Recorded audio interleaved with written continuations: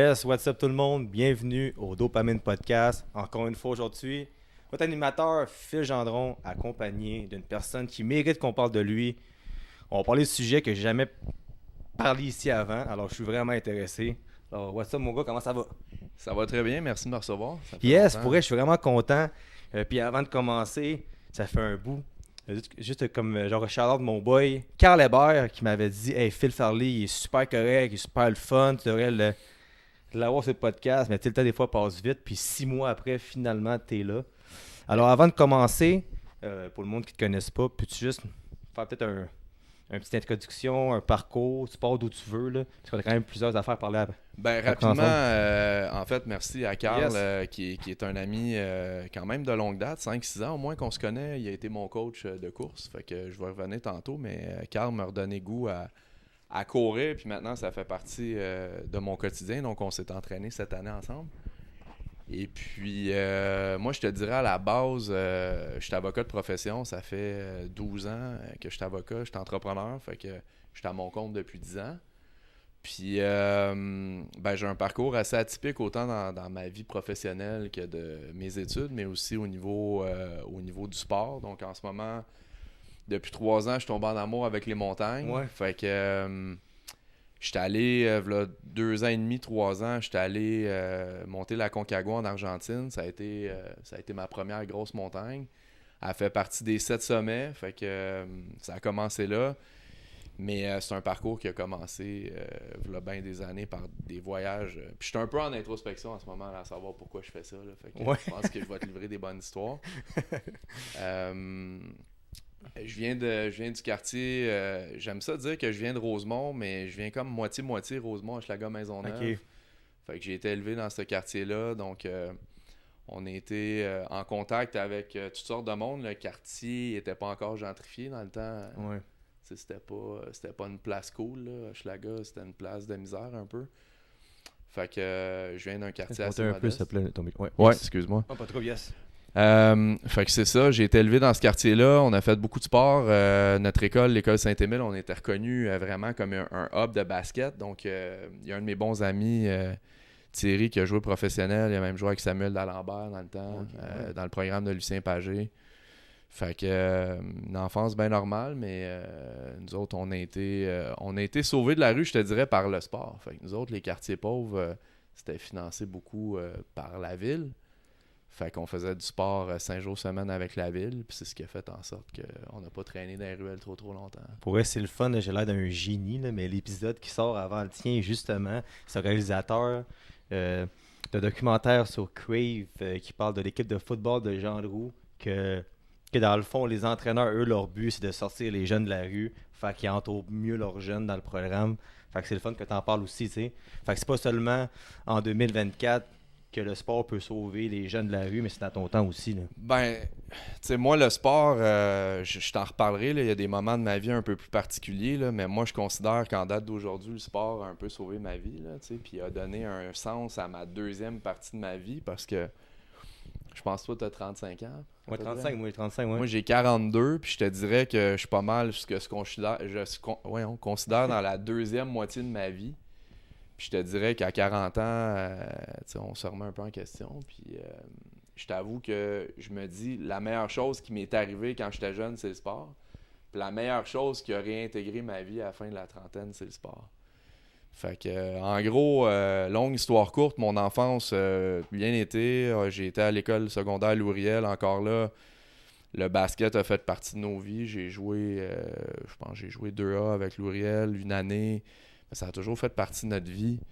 Puis, vraiment, je te dirais que une adolescence bien normale, une blonde stable, jusqu'au moment où arrive le cégep. Puis, moi, je suis avocat de formation, mais j'ai été assermenté à 30 ans. Fait que, en fait, la grosse partie trouble de ma vie, un peu plus complexe, a commencé à 18 ans où à 18 ans, on fait des choix, il faut aller au cégep, il faut décider un peu où on s'oriente. Puis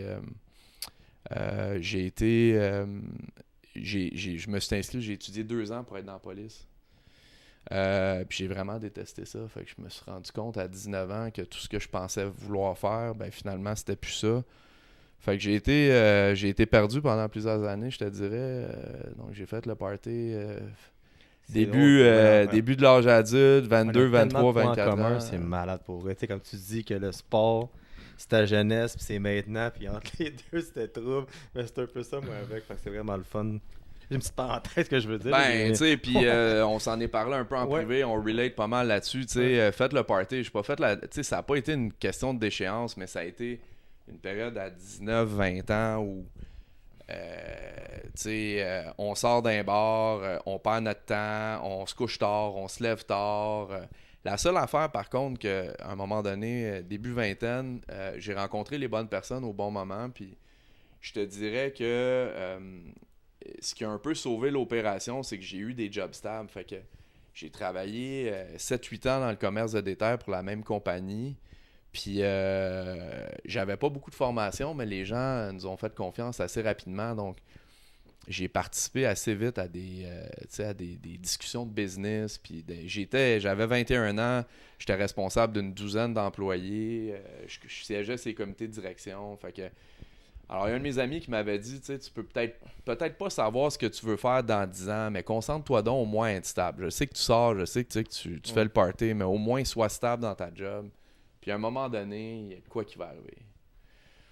Puis à un moment donné, ça c'est une drôle d'histoire, puis tu sais, c'est une question de, tu sais, ton podcast aborde beaucoup le mindset, puis, la question de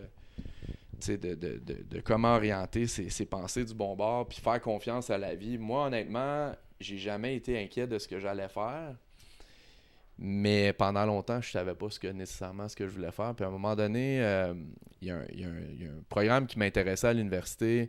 C'est un programme de santé et sécurité au travail, puis j'en faisais un peu dans ma job. Fait que je me rappelle un matin, là, je m'étais motivé, j'avais appelé le responsable du programme, puis j'avais dit, tu sais, je m'étais préparé là, un speech, là, tu sais, je m'étais préparé 3-4 fois, là, puis je me suis dit, let's go, je vais l'appeler. J'appelle le monsieur, puis tu sais, il voit que je suis vraiment motivé, là, puis il me pose des questions, puis j'ai réponse pas mal à tout, là. Puis là, moi, j'y pose des bonnes questions aussi, puis il dit, Philippe, il dit, quand est-ce que tu veux commencer? Fait que j'ai dit, ben, écoute, on est au mois d'octobre, là. Je dis, on va commencer ça au mois de janvier, je pense que je serai disponible. Il me dit, non, il dit, t'es motivé? On commence lundi, t'es-tu game? Viens me porter un dépôt, tu commences lundi à l'université, ta première session. Ah ouais, ok. Puis mon retour aux études à l'université a commencé là. J'avais pas de diplôme d'études collégiales. Rien pantoute. Je m'étais fait refuser à l'UQAM dans un certificat en administration, puis à toutes sortes de programmes. Puis le monsieur m'a fait confiance. Puis ça a été... il m'a dit, on va t'admettre comme étudiant libre. Si tu performes, on va t'admettre à temps plein dans le programme si tu veux. Fait que ça a été, je te dirais, le premier pas vers un retour aux études. Puis le parallèle avec le sport, ce qui m'a ramené finalement à étudier à temps plein, moi je faisais souvent ça. Des fois, je m'inscrivais à 3-4 cours au début de la session, j'en abandonnais 2, j'en faisais 2, je travaillais à temps plein. Puis à un moment donné, dans un gym où j'étais abonné, je m'entraînais beaucoup dans ce temps-là. J'étais plus gros, je pesais peut-être 215, je m'entraînais en hypertrophie, j'aimais ça. Il me dit, écoute, Philippe, t'es pas à l'université, toi. Il dit, si t'amènes un horaire que t'es inscrit à temps plein, puis tu me prouves que tu suis ta session à temps plein, je pense que je vais te donner 300$ de rabais au gym. Ah ouais? Fait que je me suis inscrit au gym. C'est pas vrai, ça. À temps plein. À l'université à temps plein, j'ai amené mon horaire. Puis il m'a dit, parfait, il m'a donné mon rabais. Puis j'étais allé à l'université, puis j'ai jamais abandonné mes cours. Je les ai faites. Fait que là, pendant 3 ans, je travaillais à temps plein. 35 heures par semaine. Puis j'ai étudié à temps plein, 4-5 cours. J'ai fait ça pendant 3 ans. Puis à un moment donné, j'ai réalisé que mon rêve, c'était de devenir avocat, mais pas de diplôme d'études collégiales. Tout le monde me disait, tu sais, ça marchera jamais ton affaire. Fait que pour moi, tu sais, des fois, on écoute des podcasts, puis on écoute ou on lit des livres. Là, tu sais, à un moment donné, je sais pas si tu as déjà écouté ou lu le livre d'Arnold Schwarzenegger, mais il disait toujours une de ses règles, c'est ignore the naysayers. Ben moi, j'ai toujours fait ça. Tu sais, fuck it. Tu me dis que ça marchera pas, je vais te prouver wrong. Là. Ben, tu sais, puis moi, encore là, pour relay, ça m'a fait, tu sais, moi, je suis un gars qui bégaye des fois, puis tu sais, j'en parle souvent sur mon podcast, que des fois, je bloque, je bégaye, mais tu sais, il y a des gens qui me disent, hey, Phil, faire un podcast, ils vont rire de toi, blablabla. Je me suis jamais arrêté à ça. Mon premier marathon, on m'avait dit, tu serais jamais capable de faire ça. Puis tu sais, moi, avec souvent, le monde, mais c'est bizarre parce que je pensais à ça tout à l'heure en plus. C'est que des fois, quand quelqu'un fait du hate, ça va me faire mal sur le coup, même si je le sais qu'on s'en fout, tu sais, comme même si je sais que je m'en fous, mais c'est vrai moi aussi que j'ai jamais arrêté. C'est fou ça. Tu sais que le monde qui m'a tellement dit quoi de négatif, mais c'est comme si ça me motivait à continuer, genre. Mais tu sais, il y a des affaires qui m'ont marqué, tu sais, puis j'en ai reparlé récemment du monde de mon entourage parce qu'on était quand même un bon groupe du secondaire. J'ai sorti peut-être 1 an et demi avec une fille du secondaire avec qui j'étais, puis j'étais à cette période-là, je me cherchais un peu. Puis tu sais, quand elle m'avait laissé, elle m'avait dit, j'en ai parlé à ma famille, puis tu sais, ton cheminement, ça arrivera, tu feras jamais rien de bon dans la vie, là. Tu sais, puis c'était triste un peu comment je m'étais fait dire ça, là. Puis tu sais, veux pas, ça l'a fouetté mon orgueil, là, tu sais, fait que je te dirais que tu sais, cette période-là, j'étais vraiment focus, là, puis je me tenais beaucoup avec du monde plus vieux à cette période-là, tu sais, du monde dans le début trentaine, puis tu sais, des vieilles âmes, là, du monde, tu sais, des bonnes personnes. Puis il y en a un qui m'avait dit, man, ton focus, il est bon, là, tu sais, je veux dire, ton plan, il est bon, là, mais le problème que t'as, c'est que pour te faire admettre dans ton programme, l'endroit, là, t'en as pour 2-3 ans là, à travailler en débile. Là, mais il dit le problème, il dit faut jamais que tu défocuses. Puis le pire obstacle que tu peux avoir, c'est de te trouver une job qui va être trop payante pour que te faire dévier. Tu sais, dans ce temps-là, tu sais, dans un gym, tu sais, je m'entraînais avec du monde de bord. Fait que les gars ils me disaient hey, viens-t'en, tu viendras travailler à la porte, tu sais, ça va être cool, tu vas faire de l'argent, ou viens travailler au bar, tu vas faire encore plus d'argent. Je savais que si j'acceptais ces jobs-là, ça serait de l'argent facile ou ça m'amènerait dans un beat de vie de me coucher trop tard, continuer à fêter, puis à défocaliser sur mon rêve. T'sais. Fait que je te dirais que. Fait qu'à ce moment-là, man, je pensais qu'à ça. Puis dans ce temps-là, c'était tough. J'étais rendu à 23, 24, 25 ans. Mes chums, ils commençaient leur vie professionnelle. J'avais des chums avocats, comptables. Ça commençait à faire de l'argent. Ça voyageait. Ça sortait. Moi, je sortais, mais tu sais, pas au même niveau. Là. Moi, mon focus, c'était je travaillais, j'étudiais, je me couchais, je m'entraînais. Je faisais juste ça. Jusqu'au moment où, finalement, à un moment donné, à ce moment-là, je réussissais quand même à faire tout ça en étant en santé puis en m'entraînant. Santé relative, parce qu'à un moment donné, on s'entraîne, mais quand tu prends une tasse, des fois 3-4 fois dans la semaine, c'est pas le même niveau, mais j'ai réussi finalement, longue histoire courte. Nous autres, dans ma famille, on était la première génération de premiers diplômés universitaires, c'est-à-dire que mes parents n'ont pas de diplôme de premier cycle. Fait que toutes les statistiques étaient contre moi là, pour mon retour.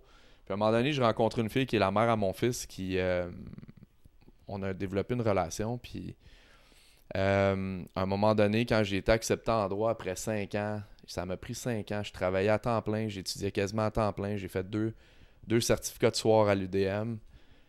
À un moment donné, un peu par hasard, j'ai reçu une lettre d'acceptation de l'UQAM, puis ils m'acceptaient en droit, mais la seule condition, c'est qu'ils me créditaient aucun cours de l'UDM. Ça veut dire que ma première année de droit, il fallait que je la fasse 2 fois.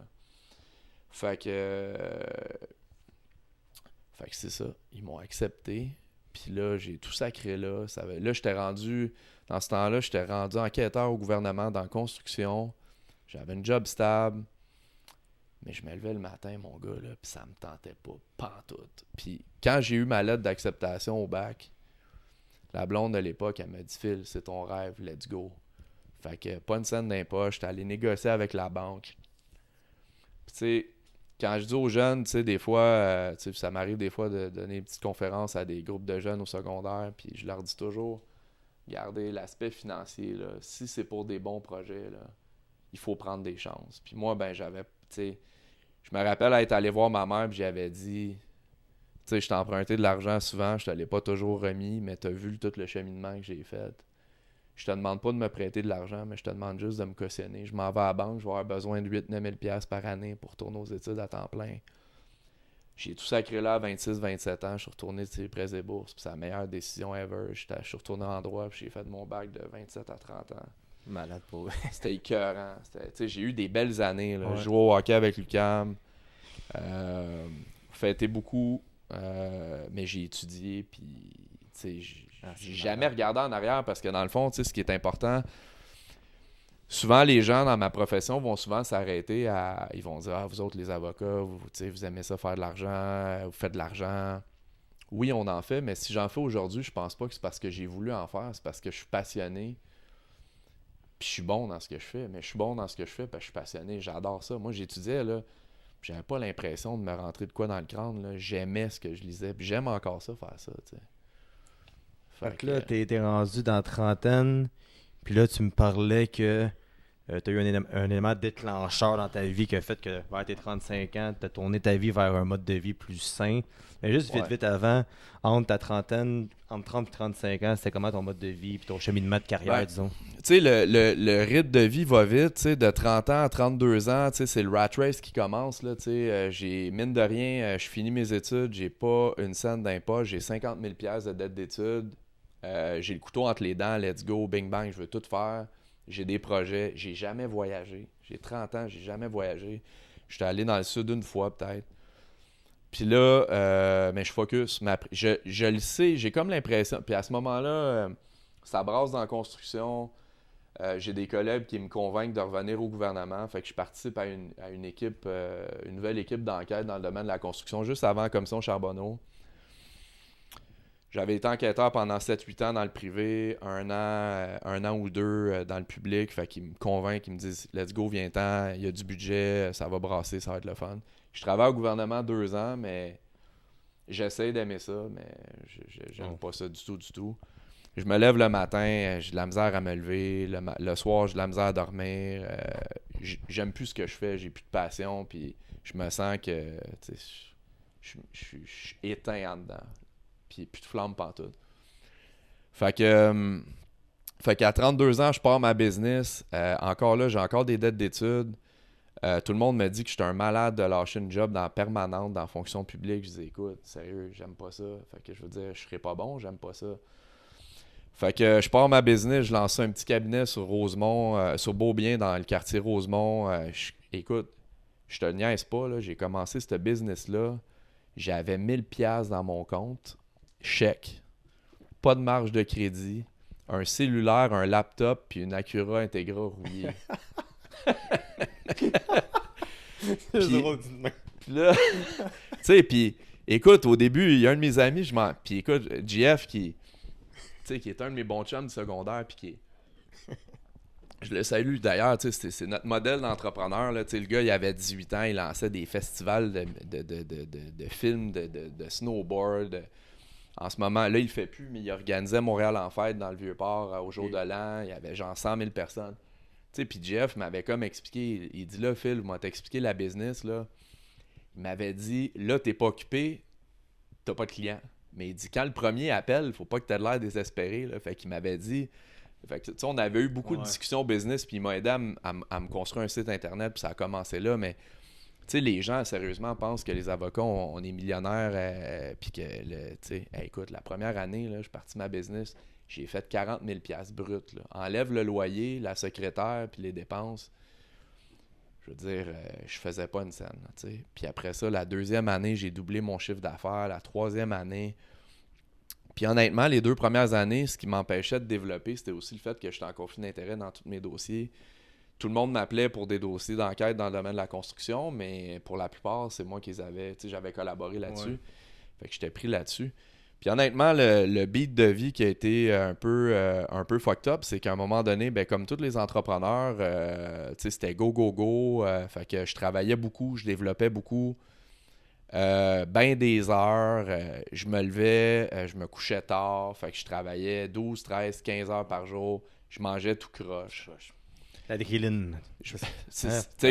Ouais. Tu dors moins bien, tu te lèves, tu manges moins bien, puis c'est ça. Fait que, écoute, je mangeais mal, je mangeais du fast-food, j'étais tout le temps dans mon char. Fait que là, à un moment donné, c'est la facilité. Puis moi, j'ai jamais été un gars qui aimait ça, là. Tu sais, j'ai pas été élevé avec des pizzas pochettes, puis des... Tu sais, je mangeais bien, on mangeait des légumes. Fait que, tu sais, je veux dire, pour moi, bien manger, ça a toujours fait partie de mon quotidien. Mais là, à un moment donné, c'était rendu pathétique, là. C'était Tim Hortons le matin, McDo le midi. Le soir, je ramassais de quoi qui traînait, une sandwich au dépanneur. C'était ridicule, là. Fait que, puis là, ben la business va bien, par exemple, parce que là, t'es sur l'adrénaline, là, tu lances ça, puis let's go, go, go. Puis là, ben, plus le temps de m'entraîner. Puis là, le soir, pour te downer, ben, puis c'est un peu mon cheval de bataille en ce moment. C'est pour ça je parle beaucoup de ça aux professionnels. Surtout ceux qui arrivent dans la fin trentaine, début quarantaine. Il y en a beaucoup qui gèrent leur stress par l'alcool, la drogue ou les médicaments. Moi, ben, ma gestion de stress passait par le fait que le soir, je prenais un verre de vin ou je prenais 3-4 scotch. Fait que, tu sais, mine de rien, tu te réveilles. À ce moment-là, je considérais pas... Je peux pas dire que j'ai pas eu de problème d'alcool dans l'optique où il y a des fois, je me suis aperçu que je buvais pour les mauvaises raisons.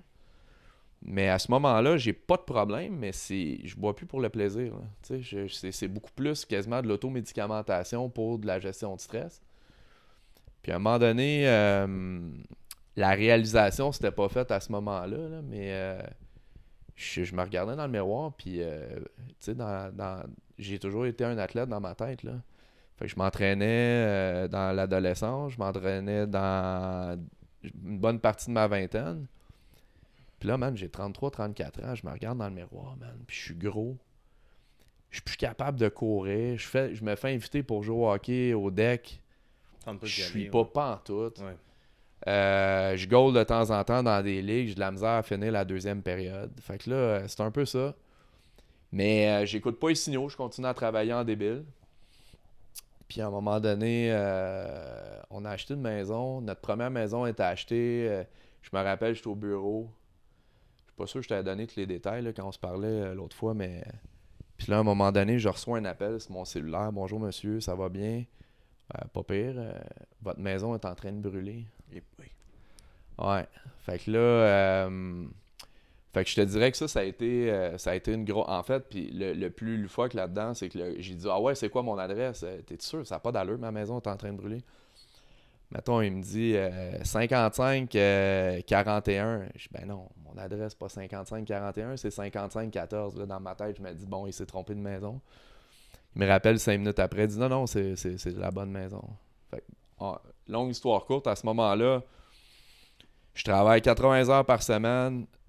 Ma blonde de l'époque, à ce moment-là, est enceinte de 6-7 mois. On vient d'acheter notre première maison. On vient de sortir de 2 ans bizarres à s'occuper du beau-père qui a une tumeur au cerveau. Et là, notre monde s'écroule au complet. Là. J'ai plus rien. J'ai une paire de jeans, des souliers et un manteau. J'ai plus rien pantoute. Puis là, moi, le lendemain, ben, faut que j'aille m'occuper de ma business. Faut que j'aille m'occuper de mes clients. Faut que j'aille m'occuper de mes dossiers sans trop que ça paraisse que je suis à terre puis que je suis à bout puis que je sais plus quoi faire pantoute. Fait que je te dirais que ça a été un événement traumatique, mais qui m'a pas fait réaliser tout de suite ce qui clochait. Ah, pas encore, ok. Ouais. Fait que c'est ça. Fait qu'en bout de ligne, à ce moment-là, écoute, la business va très très bien, puis ça donne à un moment donné que dans cette période-là, je réalise pas encore pourquoi je vais pas. J'étais plus heureux à la maison là, à ce moment-là. Puis ben mon refuge, ça a été le travail. Fait que je me suis remis à travailler encore plus. J'ai pris un nouveau mandat. Là. C'était rendu que j'enseignais à une école de formation. On était rendu 6-7 employés pour finalement étirer ça un autre 2 ans. Puis, man, à un moment donné, ça faisait quoi, 2-3 ans que ça niaisait. On n'avait pas reconstruit notre maison. Je chicane avec les assurances. Puis à un moment donné, man, là, c'est là que je réalise que tout est en train de s'écrouler, que si je fais pas attention... Puis je me rappelle, j'étais avec mon fils, on a passé 2 ans chez les beaux-parents dans le sous-sol. Parce que à ce moment-là, on chicanait avec la ville pour obtenir nos permis de construction. Puis je me suis regardé dans le miroir, man. Puis là, c'est là que j'ai réalisé. Faut que ça change. T'as 35-40 livres de plus. Ouais. L'image que t'as de toi-même dans ta tête, là, c'est comme une pâle copie, là. C'est plus ce que t'es, là. Fait que t'es rendu quoi maintenant? Ben là, à partir de ce moment-là, parce que là, qu'est-ce que j'ai hâte qu'on parle, c'est vraiment des expéditions en montagne. C'est vraiment un sujet qui m'intéresse beaucoup. Ouais. Mais ça a-tu commencé Ça a été le début de la fin. Le début de la fin de la période trouble, puis le début du renouveau.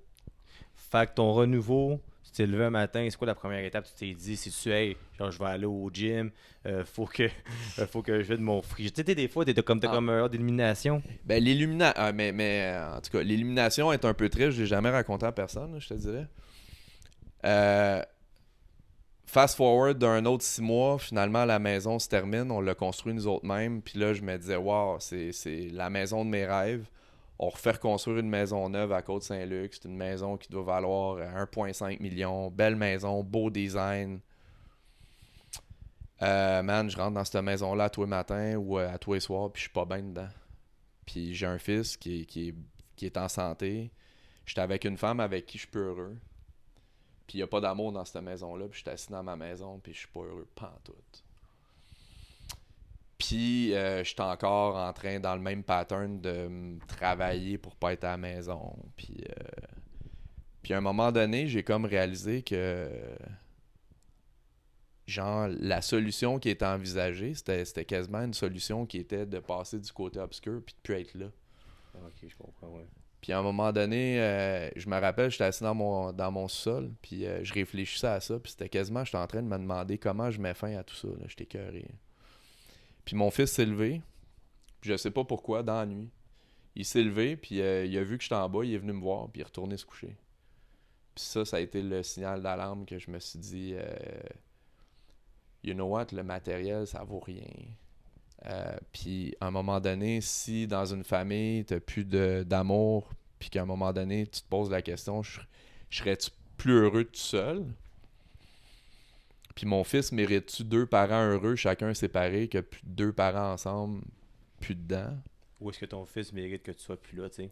Exact. Quand tu y penses, C'était c'est ça. la pire affaire. C'était Oui, ça man. qui était quasiment envisagé. Ouais. Puis je me disais, fuck, c'est Ouais, pas ouais, toi ouais, ça. exact.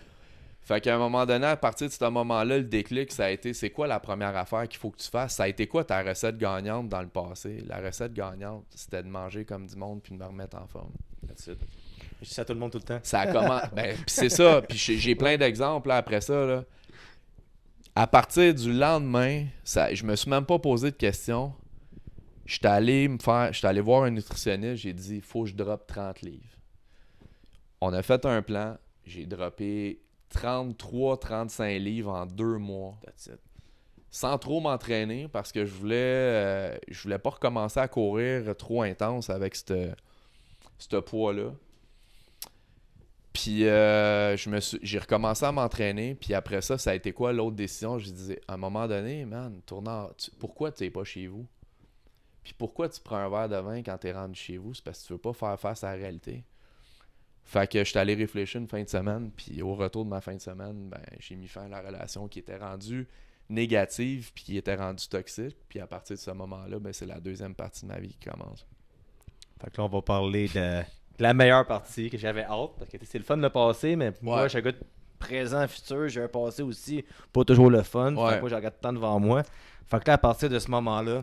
Mais il faut pas, tu sais, Ouais, il faut parler du présent, mais moi, c'est souvent des fois, je me rends compte, tu sais, puis il y a des moments où on va être inconfortable, des fois, je m'assois puis je me dis, hey, d'où je viens? Ben oui, ça Tu sais, puis qu'est-ce que j'ai Ouais, fait c'est pour vrai, me t'as raison. rendre là? Ouais. Puis genre, tous tu sais, les moments tough que j'ai eus, là, tu sais, puis mon retour aux études, puis hey, entre ça, j'ai oublié de te dire, tu sais, en 2009, à un moment donné, juste avant de retourner à l'université, je me cherchais des projets fous, tu sais, puis à un moment donné, en 2009, je me dis, faut que j'aille tester mon corps puis mon esprit. Je suis vraiment, tu sais, je pense que je suis tough dans ma tête. J'ai pris mon bike, je suis allé traverser le Canada. Ça a pris 2 mois. À loader avec mon stock, tu sais, puis le monde me disait, tu sais, ignore the naysayers, mes amis, ma famille me disaient, what the fuck, qu'est-ce que tu fais là? Je me suis acheté un bike, je vais me rendre jusqu'au bout. Fait que j'ai traversé le Canada au complet, 6000 km, je suis revenu. Tu sais, j'étais blessé de partout, j'avais des tendinites, j'étais plus capable de fermer mes doigts. J'ai dit, fuck it, je l'ai fait, tu sais. Fait que ça a conditionné un peu, tu sais, ma fin de la vingtaine. Je me suis dit, tu sais, des fois, je me faisais niaiser. Ah ouais, toi pis tes projets, t'en as-tu fait un? T'as-tu traversé le Canada, toi? Justement, Bon, ouais. Chris. Fait que c'est ça. Fait que, tu sais, quand je m'étais regardé dans le miroir, puis je me disais, tu sais, dans ma tête, j'étais encore le gars tough qui avait traversé le Canada. Puis là, je me disais, d'où t'es plus le gars qui est revenu en 2009, là? Je suis rendu qui, tu sais?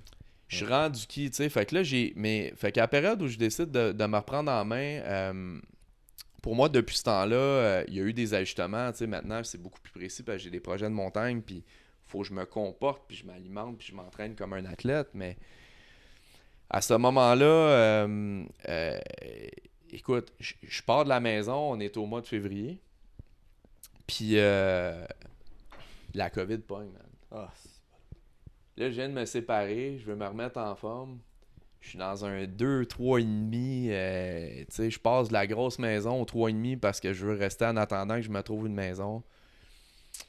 Puis là, man, tout ce que je fais, c'est travailler puis m'entraîner. On peut rien faire. T'sais. Puis à ce moment-là, ben, dans les mois qui ont suivi, j'ai rencontré une femme c'était une athlète pro, elle boxait. Je pense que tu la connais. Puis à ce moment-là, ben, on a comme canalisé, elle s'appelle Marie-Pierre Roule, on a canalisé notre... on n'est plus ensemble d'ailleurs, là, mais on a canalisé toute notre énergie, puis on s'est mis ensemble, puis elle, il fallait qu'elle se concentre sur sa carrière de boxe. Puis moi, ben, fallait que je me concentre à reprendre en main ma santé, puis surtout, je prenais beaucoup de plaisir à faire du sport, fait que du jour au lendemain, programme d'entraînement fait par un entraîneur privé. Fait que, tu sais, pour moi, tu sais, quand je t'écoute dans tes podcasts, je trouve ça vraiment important d'être bien accompagné parce qu'à un moment donné, tu vas mettre quoi, 4, 5, 6 jours d'entraînement par semaine. Si t'as pas de plan, souvent, tu t'arrives pas à des objectifs. Tu fonces moins, tu le fais pas comme il faut, puis t'es pas encadré, tu sais. Moi, les entraîneurs, la plupart avec qui j'ai travaillé, j'étais redevable. Là, à un moment donné, t'as un plan. Tu sais, Phil, tu l'as-tu fait ton plan ou pas? Ben oui. Fait que là, tu sais, à un moment donné, t'as de la cave de revenir 3 semaines, 4 semaines après avec ton entraîneur, puis tu t'es entraîné combien de fois? 4 fois? Ouais. Quand t'as un peu de fierté, c'est un peu loser, arrivé, ouais, tu sais, je te paye, mais je le fais pas. Puis moi, c'est quelque chose qui m'est arrivé au début. Puis je suis franc là, quand je dis ça. Tu sais, au début de la business, on veut dire que des forfaits sur un an. Ouais. Mais le monde payait un an d'avance, après 2 mois, ça s'entraînait plus. Puis j'étais tellement mal que j'ai remboursé le monde. Je dis, hey man, non, c'est comme, tu sais. Fait que maintenant, c'est vraiment, tu sais, comme moi, comme perso, je fais des plans de 8 semaines, puis c'est plus facile, puis tout le monde y suit. Puis c'est fou. Quelqu'un va payer pour tes services, puis si tu fais pas de suivi, mais le monde ne le font pas. Fait qu'il faut t'es suis. Fait que c'est important, tu sais, d'y suivre. Mais tu peux pas le faire pour quelqu'un d'autre. Tu sais, moi, je prends le comparable avec moi. Tu sais, maintenant, dans ma business, je suis tellement... tu sais, je refuse un mandat sur 2. Je suis vraiment choyé. Là, je peux vraiment choisir ma clientèle. C'est sûr que si je t'ai donné des conseils juridiques puis que tu n'as pas suivi ce que je t'ai dit puis que tu as fait carrément le contraire puis tu le fais 3-4 fois, ça m'intéresse plus de travailler avec toi. C'est la même affaire avec les entraîneurs. Tu sais, à un moment donné, tu fais un plan. Fait que, tu sais, pour moi, ça a toujours été un commitment. Fait qu'à partir de ce moment-là, j'ai plus jamais regardé en arrière. L'entraînement a toujours... c'était une question d'équilibre. Puis, fait que je me suis acheté une maison, je me suis construit un gym. Fait que dans la COVID, j'ai mis 25-30 000 $ dans mon gym. J'ai un gym pas vraiment gêné. Là. J'ai une plateforme d'haltéro, j'ai des poulies, j'ai bench, airbike, cage à squat, tapis roulant. Je m'invite bientôt. Hein. Sac de bas. Ben écoute, tu viens quand tu veux. Ça serait le fun, pour de vrai, je pense à ça, ça serait le fun. Puis, mais, ouais, vas-y, tu excuse. Puis tu sais, à partir de ce moment-là, on a vraiment eu beaucoup de plaisir. Tu sais, puis la même chose pour l'alimentation. À ce moment-là, je travaillais quand même intense, mais pour moi, comme avocat de litige, j'ai comme compris que prendre soin de ma machine physique m'aiderait à mieux me concentrer. Puis c'est ça que j'essaie de dire à mes collègues, soit avocats ou même des comptables, des professionnels qui ont beaucoup de stress. La meilleure façon de gérer ton stress, c'est de gérer ton corps. Si tu gères ton corps et ton alimentation, au niveau mental, ça va être beaucoup plus solide. Puis tu sais, on s'entraîne, moi je m'entraîne pour faire face à la vie, tu sais, fait que en courant, en m'entraînant, en étant discipliné, puis en rentrant des trainings, même quand ça me tente pas, ben je le sais que quand il va arriver une merde, je le sais que mon mental lâchera pas, puis je vais juste le faire. Là, parlant de faire face à la vie, tu as décidé, un moment donné, tu vas me dire ça, de partir en expédition pour monter une montagne. Puis là, j'aimerais qu'on rentre là-dedans. Ouais. Genre, commence à comme démarrer ton envie de faire ça, puis c'est quoi tes projets futurs qui s'en arrivent aussi? En fait, ça a démarré... Moi, je suis pas chanceux avec le feu. Mettons, les 2 seules affaires que tu peux pas jouer avec chez nous, c'est tu joues pas avec le boyau d'arrosage parce que je me suis fait inonder, puis tu joues pas avec des allumettes parce que j'ai passé au feu 2 fois. Ouais, mon bureau a passé au feu il y a une couple d'années en plus. Fait que, tu sais, à un moment donné, puis ça, je te le dis, ce qui m'a sauvé à ce moment-là, j'ai été en tabarnak 2 semaines. Puis après ça, je me suis dit, hey, écoute, c'est pas ton premier rodéo. Fait que j'ai continué à vivre mes affaires. Et ça fait partie du cheminement. C'est qu'à un moment donné, fin trentaine, la blonde avec qui j'étais, elle s'entraînait beaucoup. Elle avait ses objectifs personnels et professionnels. Puis moi, on dirait que le Philippe d'aventure qui a traversé le Canada en 2009 a comme refait surface. Puis je me disais, c'est bien beau là, travailler, puis c'est bien beau être père de famille, puis c'est bien beau être entrepreneur. Il y a d'autres choses que ça dans la vie, tu sais. Puis à ce moment-là, je m'entraînais beaucoup en muscu, je m'entraînais un peu, je courais, mais sans... Puis honnêtement, s'entraîner sans objectif, ça mène à pas grand-chose. Fait que je me suis dit, pour me motiver à me garder en shape puis à m'entraîner à un niveau supérieur, qu'est-ce que je pourrais faire? Puis là, je me suis dit, je lisais des livres, puis à un moment donné, je me suis dit, je vais aller faire une grosse montagne, puis j'entendais parler du monde, le défi des 7 sommets, fait que c'est le plus haut sommet de chacun des continents. Puis là, je me disais, lequel que je pourrais faire qui ferait en sorte que ça me motiverait, mais où j'irais pas mourir là, tu sais. Fait que je m'étais inscrit à faire le Elbrus en Russie. Fait que je m'étais inscrit, j'ai dit, tu sais, à un moment donné, dans tout mon cheminement professionnel, tu sais, je t'ai parlé de l'histoire loufoque un peu de l'inscription au gym pour pouvoir sauver à l'université pour sauver du cash au gym. Mais ça a été un peu ça. Moi, j'ai toujours senti que des fois, le timing était bon. Je me suis dit, si je m'inscris pas puis je me commets pas financièrement, je le ferai jamais. Fait que je m'étais inscrit pour aller monter l'Elbrus. J'avais envoyé mon argent. J'avais dit, bon, ben, je pars 3 semaines. Je le mets à l'agenda. Puis j'avais averti tout le monde, coûte que coûte, il n'y a rien qui rentre là-dedans. Puis là, il y a eu la guerre en Ukraine. Fait que là, ça a été changé. Fait que j'ai changé ça. Au début 2023, j'étais allé monter la Concagua. Fait que la Concagua, c'est la plus haute montagne de l'Amérique du Sud. C'est 6962 mètres.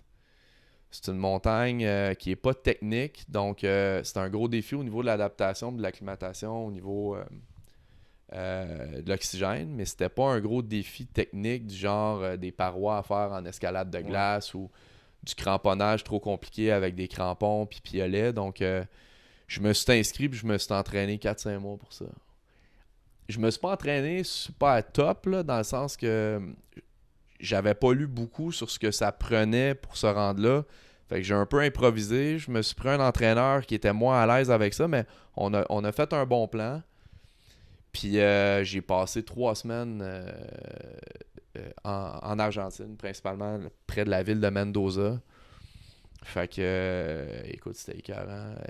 Puis là, c'est l'introduction à l'aventure de montagne. Là. Fait que c'est non seulement du camping un peu rustique, mais c'est des conditions sanitaires un peu rudimentaires. Et c'est la première confrontation de mon corps avec l'acclimatation en altitude. Puis ça s'est vraiment pas bien passé. Oh non. Non. Mais c'est quoi les conditions que tu peux avoir? Mettons exemple, le groupe, honnêtement, le plan est un peu ambitieux. Si c'est à refaire avec les connaissances que j'ai maintenant, je le ferais différemment. Souvent, ce qu'on va faire en montagne, c'est qu'on va avoir une phase d'acclimatation, c'est-à-dire qu'on va aller randonner haut, puis on va dormir un petit peu plus bas. La première semaine, on est allé dans le Cordon del Plata, c'est une chaîne de montagne pas loin de la Concagua. On est allé marcher à 3000, 3005, 4000. On est même monté jusqu'à 5000 mètres en acclimatation sur des cols de neige. Mais les conditions, c'est que, quand tu vas aux toilettes, là-bas, la règle, c'est que tu es obligé de ramener tes numéros 2. Fait que tu les mets dans un sac puis tu les traînes. 2, pendant 7 à 10 jours, tu prends pas de douche. 3, pendant 7 à 10 jours, tu manges de la nourriture déshydratée. C'est sec. Il n'y a pas vraiment de camp de base. C'était un peu organisé correct, mais c'était pas le gros confort. Puis après ça, on est allé sur le camp de base de la Concagua. Donc évidemment, les camps de base sont un peu mieux organisés. On a des douches, des fois chaudes, des fois froides. Puis la nourriture est pas mal meilleure par contre. Puis après ça, tout ce qu'on fait, c'est que le jour on marche, puis en fin de journée, on revient au camp. Puis là, notre corps, ben on fait juste, c'est l'effet du temps, c'est que tu laisses ton corps produire plus de globules rouges qui fait en sorte qu'éventuellement, tu vas être capable de mieux t'acclimater, mieux t'adapter. Puis après ça, tu vas mieux performer à plus haute altitude. Fait que toi, après ton aventure là-bas, que ça s'est pas trop bien passé, c'est quoi ton mindset? T'es-tu revenu en disant « Hey, c'est fini, j'en ferai plus » ou à cause d'une tête, tu t'es dit quoi? Je vais faire une autre montagne encore plus haute, mais mieux le faire cette fois-ci? Ouais, je te dirais que je suis revenu un peu magané. Dans le fond, ce qui est arrivé, c'est que j'ai été malade, je me suis déshydraté, j'ai eu de la diarrhée, je pense, pendant 2 semaines. J'ai eu le mal des montagnes, fait que des gros maux de tête. Il a fallu que je prenne des médicaments là-bas, autres que des Advil. Et là, à un moment donné, il y a eu une journée, j'étais tellement déshydraté que, en fait... Es-tu orange? Non, ton Gatorade de tantôt, exactement. Ouais.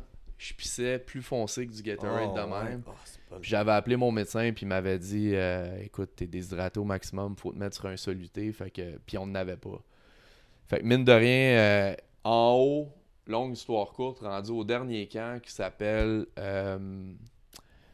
le camp Choléra sur la Concagua. J'ai dormi à 6000 mètres, puis un sommet de push sur une montagne, puis c'était mon premier. Là, on était super stressés. Mon équipement loué était pas fantastique. On part la nuit. Parce que la nuit, le glacier il est plus dur, fait qu'il y a moins de risque d'avalanche, puis il y a moins de risque de chute de glaçons. Fait que moi, je suis parti à la nuit, j'étais pas bien pantoute, puis rendu à 6300 mètres à peu près. Mon pied, je voulais qu'il aille à gauche et aller à droite, puis on était dans une passe qui était vraiment dangereuse. Fait que honnêtement, j'ai pris la décision, j'ai senti que ma vie était en danger. Il fallait que je prenne une décision... Fait que je suis content parce que je le sais dorénavant que quand ma tête et mon corps se suivent pas, ma tête va avoir à l'esprit que je pousserai pas le risque au maximum pour mettre ma vie en danger. Je finissais mon histoire de la Concagua. Finalement, je suis revenu de la montagne, puis tu me demandais comment s'était faite la transition. Je te dirais que je suis revenu de là un peu magané, physiquement magané, mais... Écoute, j'étais très déçu. Je pense qu'on était 11 dans le groupe. Il y en a 9 qui ont réussi le sommet, puis 3 qui n'ont pas réussi. Les 3, on a été malades. Je te dirais que sur le coup, je suis revenu un peu mélangé. La blonde que j'avais à l'époque te dirait probablement que je suis revenu, puis j'étais plus le même gars. La montagne, ça te fait ça. C'est que soit que ça te change pas, puis que t'en refais pas. Si ça te change, ben c'est que le next, c'est que tu deviens omnibulé par ça. Puis moi, c'est ça que ça m'a fait. Je suis revenu changer. Honnêtement, ce qui me faisait triper dans la vie, c'est-à-dire le sport en général, plus ma business, puis mes clients, puis tout ça, ça me fait encore triper. Mais je t'avoue que ça me prend toujours un projet sportif dans la tête avec un objectif. Fait que je te dirais que j'ai laissé un peu l'eau couler sous les ponts. Parce que je l'avais vu comme une défaite. Je me posais plein de questions sur ma préparation. Et j'ai mis le doigt sur le bobo, la grosse affaire que tu as besoin quand tu pars en montagne. Puis là, on entend parler de plus en plus là, parce qu'il y a un gros documentaire qui est sorti là, avec Kaizen, mais c'est la préparation mentale. Moi, je suis parti à la Concagua, un voyage de 3 semaines où tu mets ta vie en danger. Je suis parti la veille... Je pense que ça faisait 15 jours de suite que je travaillais.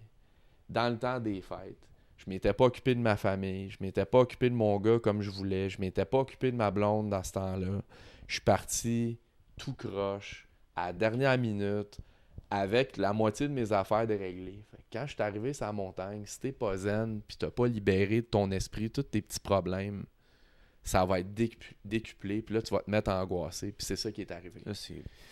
Ouais. Fait qu'après ça, écoute, j'ai laissé tomber puis je me remettais en question, j'ai-tu d'affaires là-dessus? Puis à un moment donné, avec un de mes amis qui fait des Ironman, qui était venu avec moi sur la Concagua, j'ai dit « Hey, c'est le Redemption, let's go, on s'en va en Équateur. » J'organise ça 2 semaines.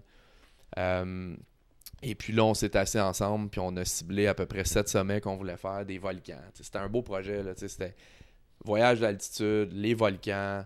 À ce moment-là, on avait calculé que si on était en haut du plus haut volcan de l'Équateur, c'est le Chimborazo est à 6300 mètres, on serait les êtres humains les plus proches de la Lune à ce moment-là, de la manière que... Bref, c'est un beau projet. Fait qu'on a passé 2 semaines là, écoute, tous les sommets qu'on a fait, on a fait 3-4 des plus petits à 4500 mètres, tout s'est bien passé, on est arrivé gonflé à bloc, on arrive à la base du Cayambe, qui est un volcan d'à peu près 6900 mètres, on se fait dire « Hey les boys, ça fait genre 3 semaines qu'il n'y a pas une XP qui monte en haut, les conditions sont pas bonnes. » Puis là, moi puis mon ami, on se dit « Voyons donc, on ne s'est pas préparé comme des débiles pour ça. » Fait que on parle au guide, on dit « On s'essaye, let's go. » Puis au lieu de faire ça la nuit, comme je te disais tantôt, on l'a fait 2 jours. il faisait beaucoup plus chaud. Et puis on renfonçait, là, je te dis, là, on renfonçait jusqu'à la mi-cuisse. Chaque pas, on a fait ça pendant, je pense qu'on a marché 14 heures. On s'est rendu au sommet. Puis moi, ça a été une révélation. Ça a été une montagne où j'ai puisé. Fait que, puis à ce moment-là, à chaque montagne que je faisais, que je savais que j'allais puiser, je me focusais sur quelqu'un qui probablement vivait beaucoup plus de douleur que moi. Fait que je pense que cette fois-là, je pensais à une de mes amies qui était atteinte du cancer, qui faisait de la chimio. Je me disais, à chaque pas que je fais, puis que je me dis que le pas me fait mal, ou que j'ai mal au ventre, ou mal au poumon, ou j'ai de la misère, sérieux, la fille est à l'hôpital, elle suit de la chimio, elle sait pas si elle va survivre dans 3 mois, 6 mois, 1 an. Fait que ça relativise tout ça. Fait que ça m'a vraiment canalisé une belle énergie. On a fait nos 3 plus gros sommets back-à-back. On est arrivé là-bas, là, puis on s'est dit « Wow, OK ». Puis moi, j'avais eu la réponse que je voulais. J'avais des ambitions d'aller faire des plus hauts sommets, de peut-être éventuellement aller au Népal, mais je me disais « Faut que je me le prouve à moi. Je suis pas du genre à être celui qui va s'acheter un sommet. » Tu sais, il y a beaucoup de... Dans les montagnes, c'est un peu ça, des fois, la réputation de certains groupes de personnes qui se disent on va se lancer un défi, puis ils n'ont pas d'expérience, puis ils s'achètent un sommet, ils se font transporter tout leur stock. Fait que pour moi, je me disais, faut que j'aie d'affaires là. Fait que c'est ce que j'ai fait. Puis là, à un moment donné, à toutes les fois que je reviens d'un voyage, il y a comme une genre de phase de déprime de 2-3 semaines où... Puis je m'en ai rendu compte en parlant avec beaucoup de monde, c'est que t'as plus de projet, tu reviens, puis t'es plus canalisé, tu sais pas où tu t'en vas. Fait que moi, à chaque fois que je reviens, je pense toujours au prochain, puis ça me prend vraiment pas de temps avant de faire le prochain. Fait que là, ton dernier que t'as fait, c'est le Kilimanjaro, c'est ça? Exact. J'ai fait j'ai fait un trek de 2 semaines au Pérou. On a monté un 5600 mètres à peu près, le Nevado Campa. J'ai monté ça avec Marie-Pierre Desharnais, qui est une personne que j'estime beaucoup, qui a lancé un livre l'année passée. Et puis, elle a fait l'Everest puis le K2. Fait que c'était...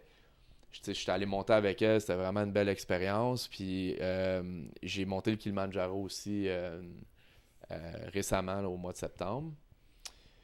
Puis je suis revenu de là, puis j'ai pas puisé à l'intérieur de moi-même pour le Kili. Fait que je me disais, écoute, si... Puis j'ai fait 2 fois le sommet à l'intérieur de 24 heures.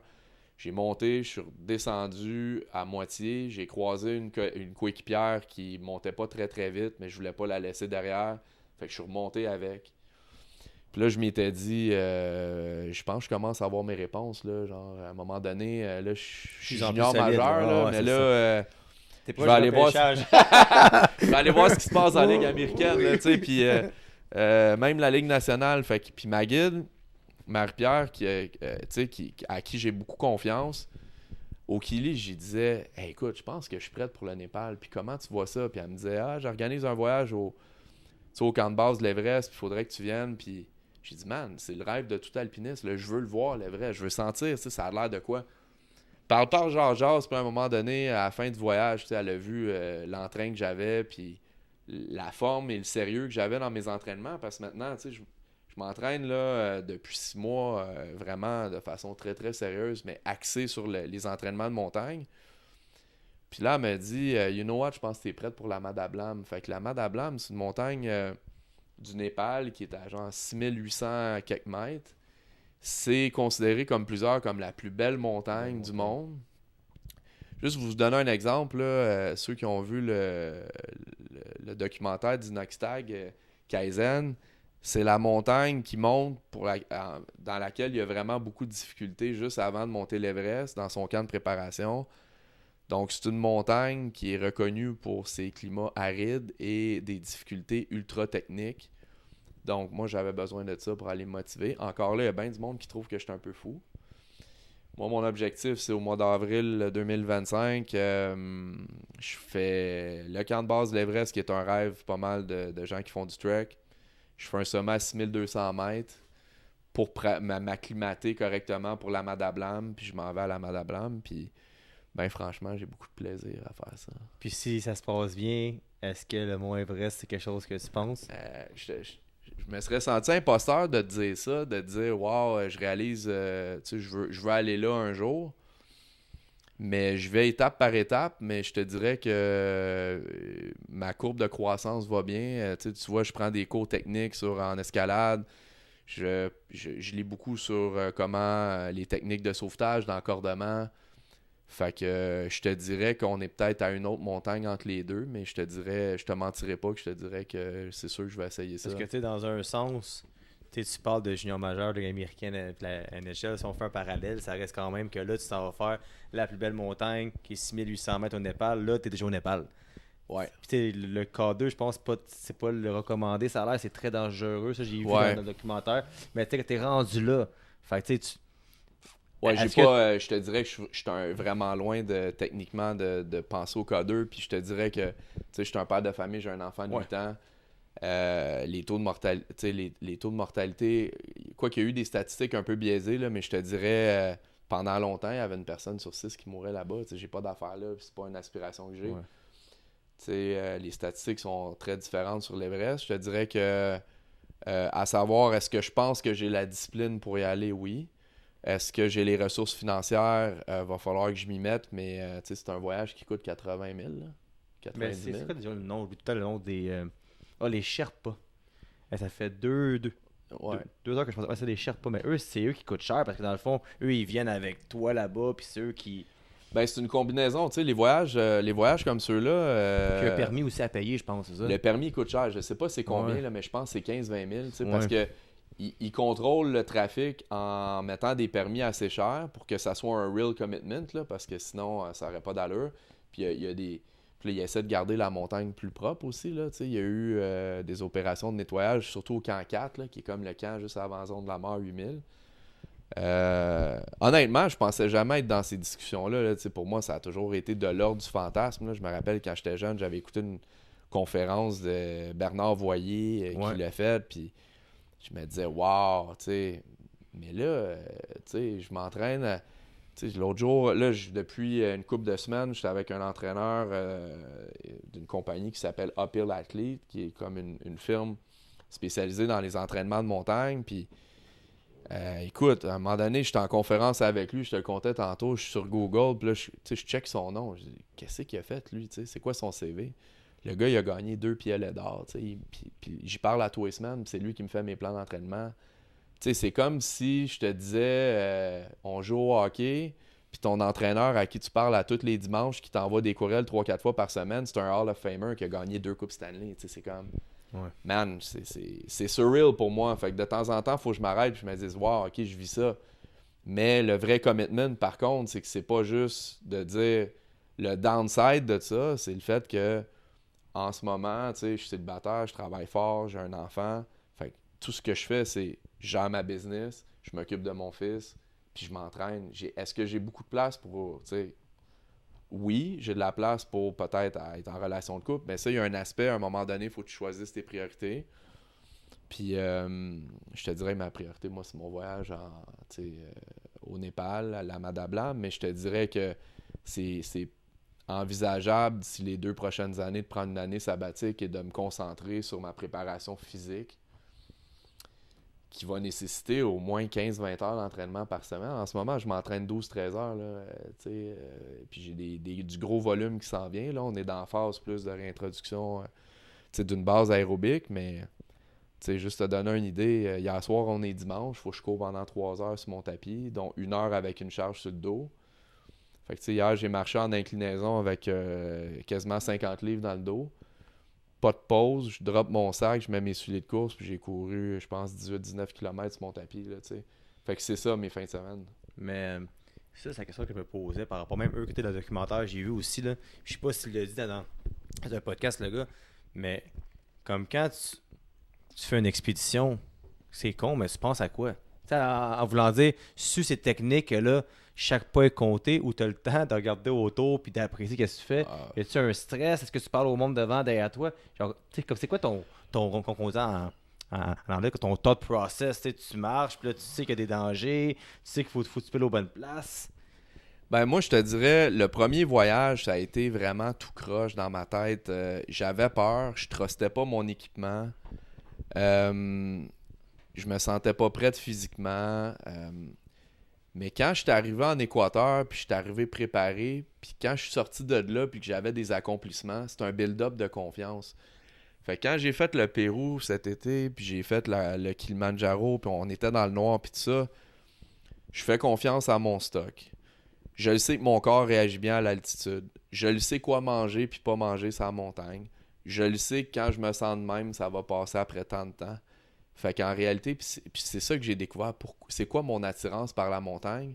J'ai l'impression de vivre. On vit à 100 000 à l'heure. Les amitiés qui se lient, qu'on se fait là-bas, on est tellement intense, puis c'est vraiment cool que on ne fait que penser à ça. Puis moi, souvent, je suis fatigant là-dedans quand on marche. Là. Souvent, il y en a des fois qui sont moins habitués puis qui se plaignent. Ah, j'ai mal. Regarde alentour. Quand est-ce que tu vas voir ça, ces paysages-là? Jamais. Peut-être que tu ne le verras jamais. Ferme tes yeux puis fais juste ça. Tu sais, ferme tes yeux puis prends une photo dans ta tête puis regarde alentour. Sans les odeurs. Profite du moment présent. Moi, c'est ce qui fait en sorte que j'aime ça. C'est que je t'avoue, là, je les aime mes clients. Là, puis j'ai des clients de longue date. Là, puis on se parle à tous les semaines. Je ne pense pas à vous autres quand je suis sur la montagne. Je ne pense. Puis honnêtement, en montagne, c'est tellement slow. Les gens, là, ils réalisent pas, mais marcher en montagne, surtout en haut de 4-5 000 mètres, là, c'est méditatif. C'est un pas à la fois. Puis moi, il y en a qui ont peur. Moi, souvent, je vais avoir peur soit d'avoir trop chaud, là, c'est moins pire, ou de manquer de bouffe, là, c'est moins pire, je l'adapte. Mais je te dirais que moi, j'ai été voir ce que c'était des crevasses de 300 pieds.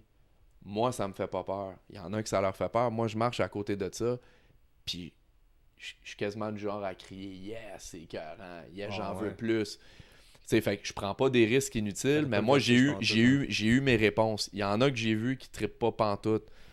Moi, j'adore ça. Fait que je te dirais que c'est pour ça que j'en veux toujours plus, puis je veux pousser mes limites, puis je veux toujours puiser.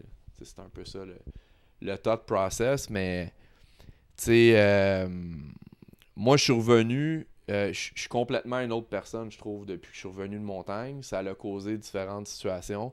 Je te dirais que c'est pas facile pour, tu sais, quand j'étais en couple. Je suis revenu complètement différent. Puis, je te dirais que j'étais comme rendu omnibulé par ça. Là, vu que je le sais que ça me fait ça à chaque fois que je reviens d'un voyage, dans ma préparation mentale, maintenant, je prévois le retour aussi. Ouais. Ouais, c'est vraiment intéressant pour vrai. Puis pour être t'es brave parce que je regarde le documentaire. Puis même, tu sais, je sais que l'Everest c'est le top du top, là, mais tu sais, genre, t'es vers la fin, quand que t'as comme une côte seulement, puis il y a du monde qui descend, d'autres qui montent, tu fais ok. Puis que même lui qui avait dit que senti la mort, c'est fou, là, comme t'es comme quasiment prêt à mourir. Fait que c'est quelque chose que t'as peur en disant que tu t'en vas au Népal ou t'as mieux pas y penser à ça? Ben moi, la Madame, tu sais, bien contrôlé, bien entraîné, c'est une question de préparation. Moi, je vais avoir mes réponses. Peut-être que je vais frapper mon mur et je vais me dire, you know what? C'est trop, finalement. C'est trop, ou j'étais pas prête, ou j'aime pas ça. Je pense pas. Mais moi, je m'en vais pas là pour mourir, mais je le sais qu'à chaque fois que je mets le pied sur une montagne, c'est sérieux. Moi, je suis ultra focus. Même, tu sais, des fois trop, là. Mais tu sais, moi, quand je suis sur une montagne, j'ai beaucoup de plaisir. On joue aux cartes, on prend un verre de temps en temps, mais dans les camps de base. Mais sinon, moi, c'est une journée à la fois, puis je suis vraiment focusé sur mon sommet. Mais souvent, il y a du monde qui sont trop focusés sur le sommet, mais l'expérience de monter avant, tu sais, le process est aussi important que de monter en haut, tu sais. Puis des fois, le sommet, c'est pas nécessairement juste ça que tu as besoin pour considérer ça comme une victoire. Mais moi, ce qui me fait peur dans ce que j'ai vu dans le reportage, puis ce que j'ai déjà vu dans des centaines de photos, c'est que moi, en montagne, j'aime pas ça, sentir que je n'ai pas le contrôle de ma propre destinée. Ouais. Être pogné dans un bouchon, Oh, je pense que c'est ma plus grosse angoisse. D'être pogné derrière quelqu'un qui est mal entraîné ou quelqu'un qui ne sait pas pratiquer techniquement, puis là, être pogné derrière, c'est un peu paniquant. Parce qu'en montagne, normalement, là, je sais pas si tu te rappelles là, la première fois où ils arrivent en dessous d'un sérac, un gros bloc de glace, puis ils sont pris, puis ils disent là, hey, on est ici pour 1 heure, puis ça peut s'écrouler n'importe quand. En montagne, il n'y a jamais un guide qui va te faire attendre. Tu vas jamais pouvoir prendre une gorgée d'eau en dessous de ça. Il va te dire il faut marcher. Tu restes jamais en dessous de ça.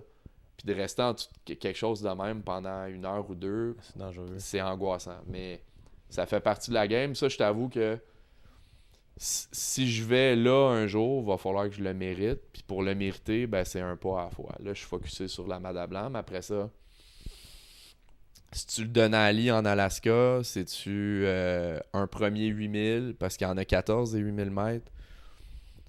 On va voir. Je t'avoue que... Ouais. Ouais, c'est extraordinaire pour vrai. Puis, c'est ça comme son que j'ai. C'est-tu difficile des fois, comme tu peux te dire que t'as la semaine passée, hey, tu sais, je peux pas venir quand je suis en procès, puis blablabla. Puis tu sais, genre quand t'es en procès, t'es comme méga focus. Mais c'est-tu difficile quand t'approches d'une expédition d'être focus à la job, tu sais, à volonté, tu sais, comme tu fais des gros procès, tu sais, des gros cas, mettons. Ben maintenant c'est sûr que quand je planifie, comme là, mon voyage, ça serait comme quelque part comme 3-4 grosses semaines au mois d'avril. Ben là, évidemment, j'informe mon équipe, puis moi, je le mets à l'agenda qu'au mois de mars, je me mets rien de gros, puis au retour non plus. Mais dans le processus d'entraînement, là, on est en mode d'ajustement avec le nouveau coach. Ça fait 3 semaines à peu près qu'on travaille ensemble. Faut que je lui dise, hey, cette semaine, je suis en procès, il va peut-être me mettre ma semaine de récupération là-dedans. Mais je t'avoue que c'est ce qui fait en sorte que... Puis tu sais, il y a tellement de vases communicants avec ça. C'est que l'autre jour, j'étais en procès, ça pète de partout. Tu sais, puis je suis un avocat de litige, j'aime bien ça, mais c'est sûr que c'est prenant. C'est 12-13 heures. J'arrive à la maison, il est 8h30, 9h. Je viens de passer une journée à la cour, une heure ou deux après ça à corriger des trucs avec mon client. La guerre, le lendemain, let's go. J'ai un training d'1h30 à faire. Si t'es faible dans ta tête, tu te dis ah, je suis fatigué, je peux pas le faire. Ouais. Man, j'ai mis mes souliers, j'étais allé courir. Puis mon employé était venu me porter de quoi chez nous parce qu'on avait oublié un document. Puis il était 11h le soir, j'étais plein de sueur. Il m'a dit voyons, qu'est-ce que tu fais? J'avais 1h30 à courir, je te l'ai dit, je l'ai fait. Tu sais, fait puis ça me rend plus fort dans mon entraînement. Mais ça me rend plus fort aussi dans ma job parce que mentalement, je le sais que peu importe ce qui va arriver, je vais être là, puis je vais être focus. Fait que, mais tu sais, ça nécessite de prendre des décisions. Je te dirais, je suis chanceux, j'ai les moyens, mais tu sais, maintenant, j'ai quelqu'un qui vient tous les lundis faire mes lunchs, faire ma prep de bouffe. J'ai un traiteur que je me fais livrer mes choses. Je fais livrer mon épicerie à la maison. Je suis vraiment comme préparé le dimanche soir, puis le lundi, tout est prêt pour... Fait que moi, tous mes déjeuners, mes collations, mes soupers, ce que je bois, mes suppléments, tout préparé one shot. Fait que... Fuck, je suis chanceux, ça veut dire que tu sois là avec moi aujourd'hui. Je suis chanceux. Toi, c'est qui fait ça pour toi? Oh, tout seul, moi. Ouais. Moi tout seul. Mais tu sais, ouais, non, moi... on l'a fait. C'est de la job, là, je veux dire.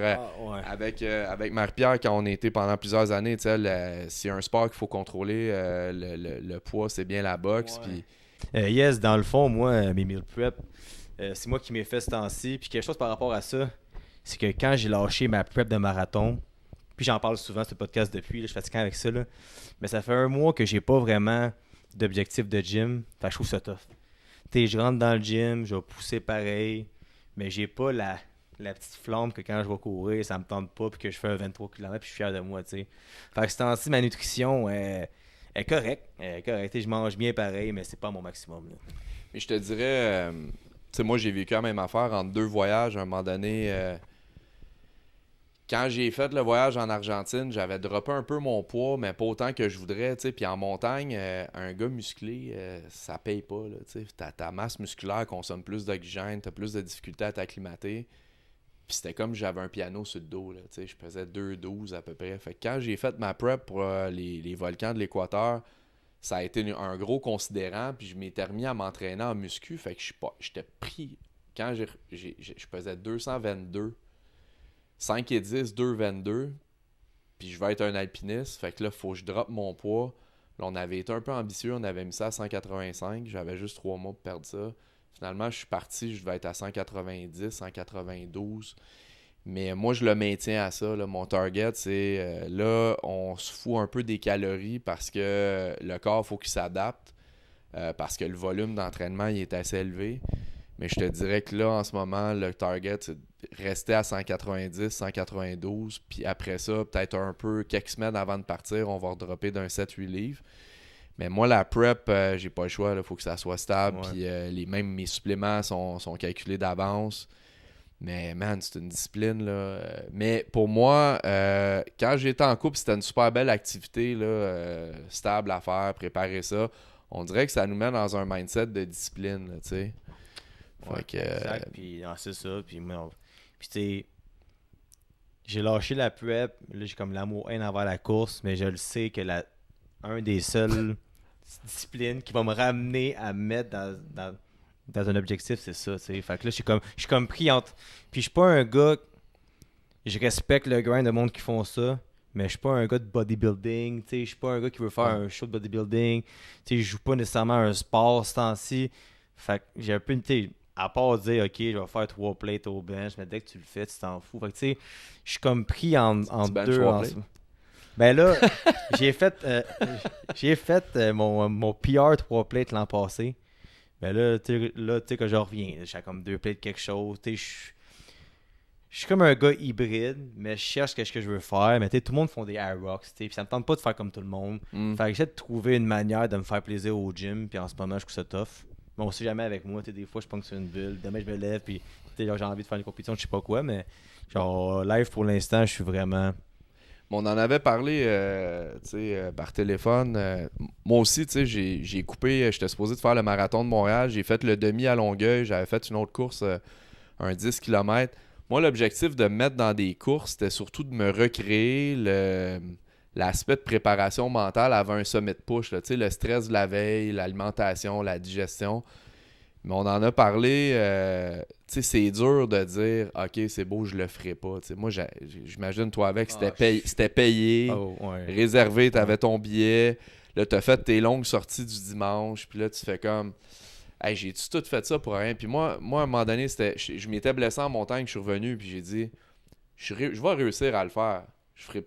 Mais à quel prix? Je vais me blesser, c'est sûr. Je récupérerai pas. » J'ai décidé de... Puis ça m'a pris une semaine de m'en remettre.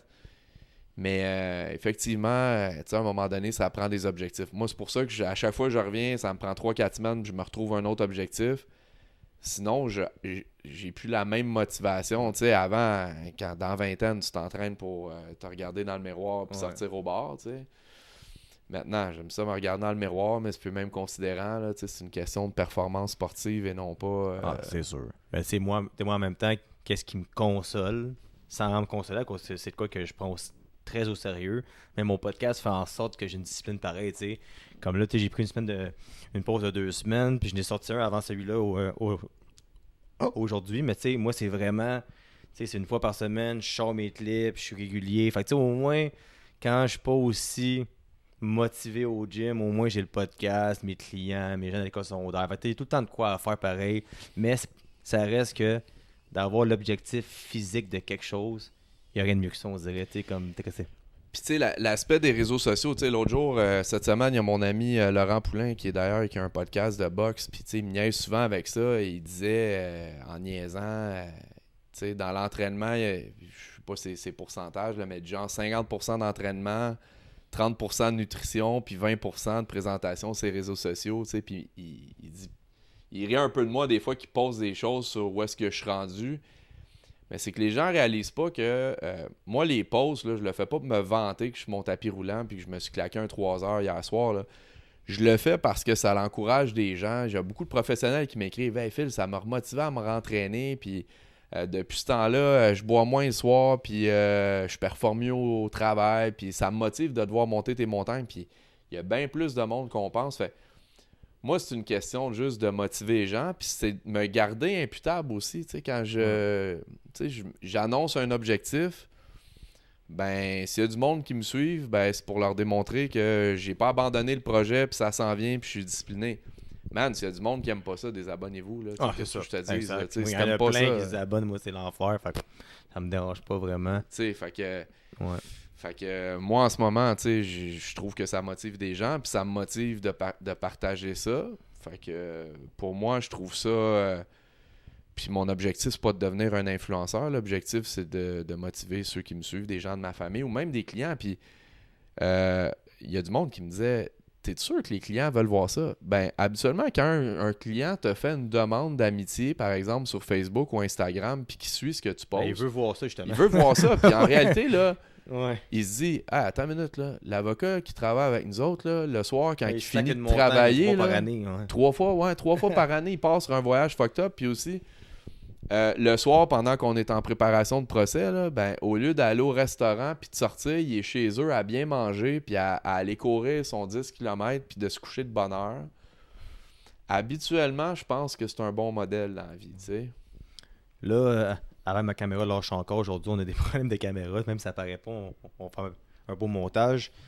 La question que je pose tout le temps à mes invités qui sont tout le temps inspirants, mais là, toi, aujourd'hui, c'est l'enfer, là, avec tout ce que tu as vécu. As-tu un word of wisdom? As-tu quelque chose que tu peux dire à quelqu'un qui veut démarrer un projet ou qui veut aller dans un domaine, puis que le monde leur mette des bâtons dans les roues ou eux-mêmes se mettent des bâtons dans les roues? Puis je pense que tu es la meilleure personne pour... Ben, écoute, moi je te dirais, dans mes projets, mes plus gros projets que j'ai fait, mon retour aux études, là, c'était comme statistiquement quasiment impossible que je devienne avocat, tu sais. Puis maintenant, je suis à mon compte, je gagne super bien ma vie, tu sais. Puis je te dirais, c'est une étape à la fois. Fait que, tu sais, la technique des petits pas, puis c'est la même affaire quand tu décides de te remettre en forme. À un moment donné, il faut juste commencer, là. Fait qu'à un moment donné, tu sais, c'est comme quelqu'un qui disait, j'ai 80 livres à perdre. Commence par en perdre 10, puis après ça, que tu t'en reperdras un autre 10, puis là, ça va s'accumuler.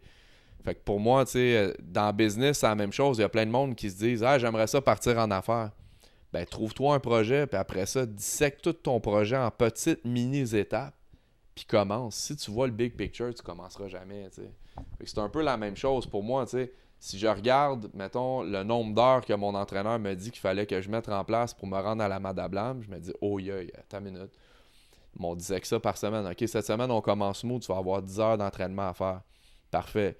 Bon, je vais commencer par celui du lundi, puis du mardi, puis du mercredi. Ouais. Tu sais, c'est d'avoir un plan, minimalement un plan. Si tu t'en vas nulle part... Tu sais, moi, mon objectif, je te niaise pas, là, en montagne, là, j'ai imprimé une photo, là, puis je l'ai dans ma salle de bain, puis à tous les matins, je me lève, puis j'ai eyes on the prize, là, tu sais, je regarde ça. Je faisais la même affaire. La loi d'attraction.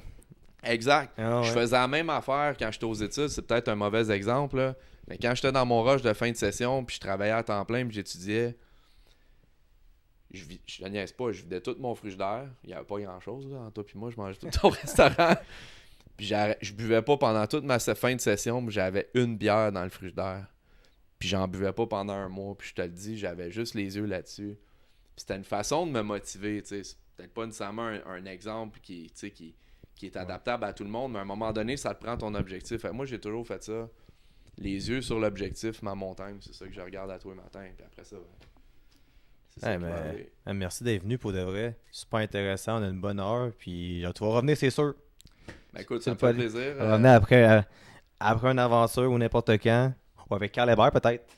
Ben sait-on écoute, jamais. Tu sais, puis là, Carl, je pourrais jamais matcher son saut de couleur, là. Ni son énergie, mais tu sais, je te dirais, écoute, Carl, ça a été un super coach pour moi, puis c'est tout un personnage. Fait que, merci. Je te dis merci beaucoup, puis tu sais, je tiens à te féliciter, là. Merci. Je t'écoute depuis longtemps, puis ton podcast est super intéressant, puis super motivant, puis tu sais, moi, ça me touche à chaque fois que tu parles aussi de ton implication avec les jeunes, là. Pour moi, Ouais.